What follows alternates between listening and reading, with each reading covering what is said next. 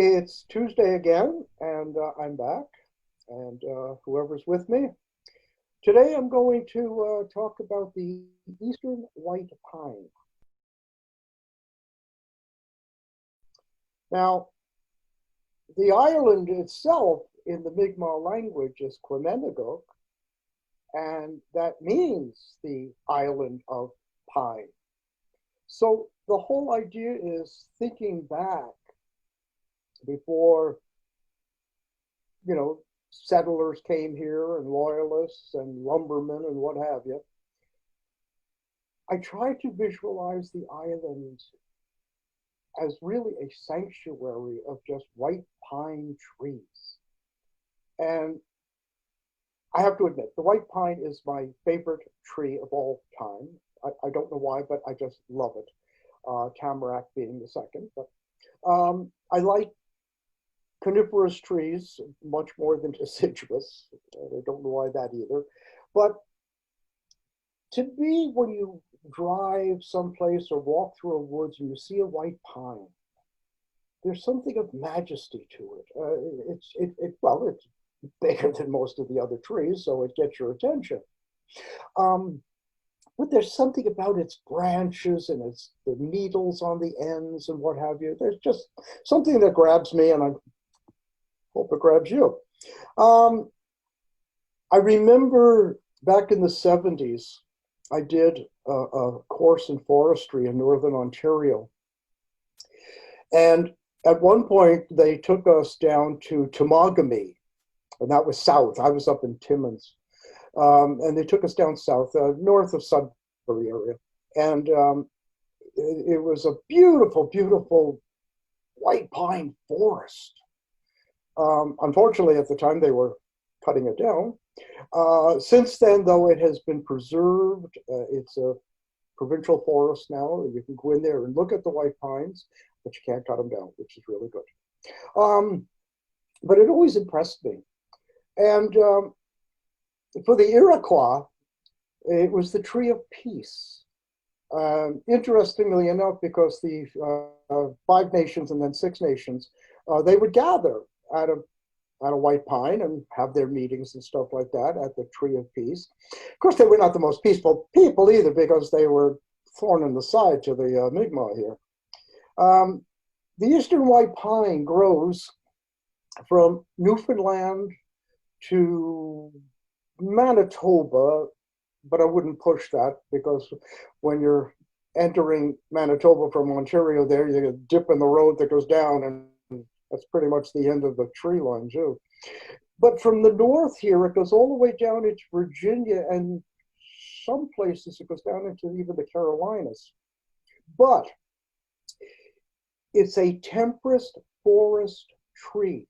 It is not a boreal tree like the white spruce, black spruce, and jack pine. They're boreal trees. So you're pushing it here on its limit, going north. It tends to grow in sandy soils, and if you look at the island, we have this bedrock of sandstone, making sand when it breaks down. It likes humidity, and here it sits on an island between two rivers, and the Atlantic isn't that far from us. It likes acidic soil. And I find that interesting because the needles are highly acidic. So as the needles fall, and they do, I'll get into that, it actually increases the acidity of the humus in the topsoil. So like sphagnum moss, which does the same thing, it creates an environment for itself to survive, and it doesn't really go out of its way to stop any other growth. But the question really comes down to, if you can't deal with the acid in the soil, you're not going to be here. So it's a way of benign competition. Unfortunately, at least for me, only 1% of the old growth forests remain for white pines. They've been heavily, heavily harvested. And of course, Beaubears Island is an old growth forest, which means it has trees such as the white pine that are hundreds of years old. And the ones on the island, now we have no bore samples. I don't think we're allowed to do that. But when you look at the girth, and they're usually measured about a meter high, and if you look at the girth of these trees, I would estimate them anywhere between 250 years ago, which brings you to Beaubear and his time on the island, uh, possibly 300, and there's a good chance that I think about three of them that I've seen could make 400. It's not unknown, but again, 18th century to early 20th century logging on the island took a swipe at them, especially on the south shore there. When you look at a white pine, I mean, other than the fact that it's big, when you look at its details, and it has a sheath of 5 needles, and it's interesting. They're about anywhere between 5 to 13 centimeters long, and even though it's a conifer tree, we have a tendency to think that evergreens are always evergreen. Well, about every 18 months or so, these needles get shed. Now, the thing is, they do it in a sense of a series where you never see like a naked tree like you see a deciduous tree in the winter, no leaves. No, it doesn't happen that way. These old needles will fall and the new ones are out there, so it always looks evergreen. The cones are anywhere between 8 and 16 centimeters long. Not big, but bigger than, say, the red pine. The seeds are 4 to 5 centimeters, so we're getting smaller. And they peak, and you can see this on trees, especially spruce trees, they're very evident. They peak every 3 to 5 years, and all of a sudden, up at the top, you'll see all these massive cones up there. But that is a sign of a healthy tree. It's if you were to pick one tree and watch it for say 10 years, you would want 2 to 3 cycles of heavy cones in there, or you have a tree that's either getting old or has a disease. Now, we call them conifers or evergreens, but their scientific name is gymnosperms. And what that means is literally naked seeds.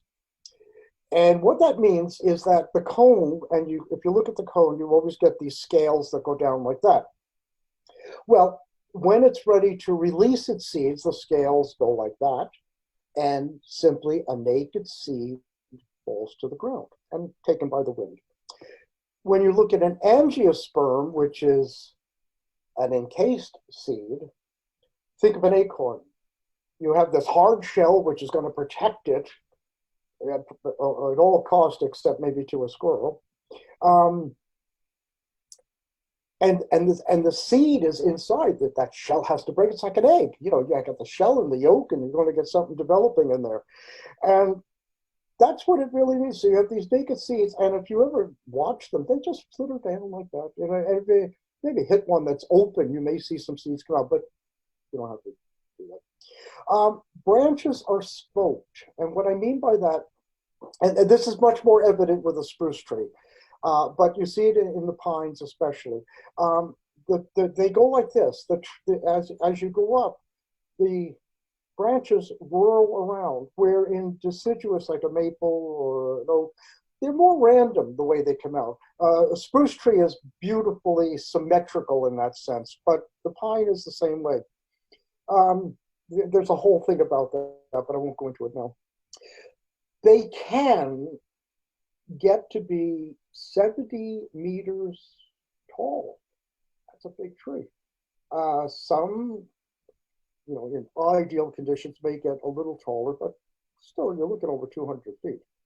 The bark is very rough, grayish, furrowed, and if you see a red pine, it has that reddish look to it, and very scaly bark, very different barks, and yet they're cousins. The good thing about that is, in the case of a fire, that rough bark will, you know, the tree may lose its leaves in the flames, but the tree will survive and there'll be more needles next year. The growth of the white pine is amazing, and you can see this when they're younger trees.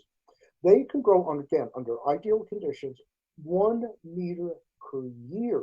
That's a lot of growth.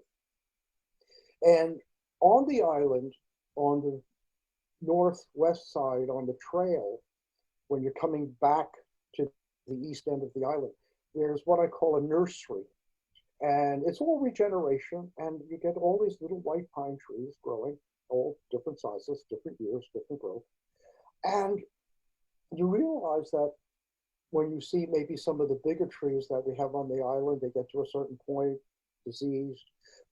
One of the problems we have with the white pines, because of those very tall trees and all of those needles, you get the winter storms and stuff, and those trees just start going like this, blowing, and the root systems are very shallow compared to an oak or a maple. They send roots down. These don't. And when you look at them, when they finally go, you go, wow, not a lot of deep roots there. And of course, they're in sandy soil, which is not really compacted. So these trees have a habit, once they get too big or too old, to come down. And you may look at that and go, oh, that's terrible. But you see all of these other trees coming up, and they're the next generation. The island will continue. The other thing is, when you look at some of the bigger trees, you're looking at circumferences anywhere from, even a healthy young tree is 3 meters around. Some are 5. And I remember seeing this one tree down in Apahawk. It was on a friend's property, and it was a very old tree. And we measured it, and it was 7 meters around at the base. It was incredible. Now, I've seen hemlock groves out in the Rocky Mountains, but I've never been to the West Coast to see redwoods and sequoias and stuff. But the eastern white pine is our big tree. And again, going back to the early days, the white pines became the masts for the British Navy, which is why we don't have the forests we have. But over time, it was used for lumber, still is. Furniture, cabinet making. It's a beautiful wood when it's worked. And on the island, it is the favorite tree of the bald eagle. And we have a family, hopefully still there this year. They come back every year and nest in the white pines. And I've been fortunate enough to circumvent the island, well, circumnavigate the island.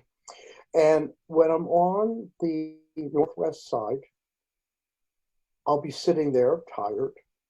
And for whatever reason, and I've had this many times, all of a sudden, kind of almost behind me, this eagle will fly out over the river, get about halfway across, turn around, and come right back at me and fly over my head. And I, turn around, and it's gone in the white pines. It's a wonderful experience. I ask you, invite you all to try to have that experience.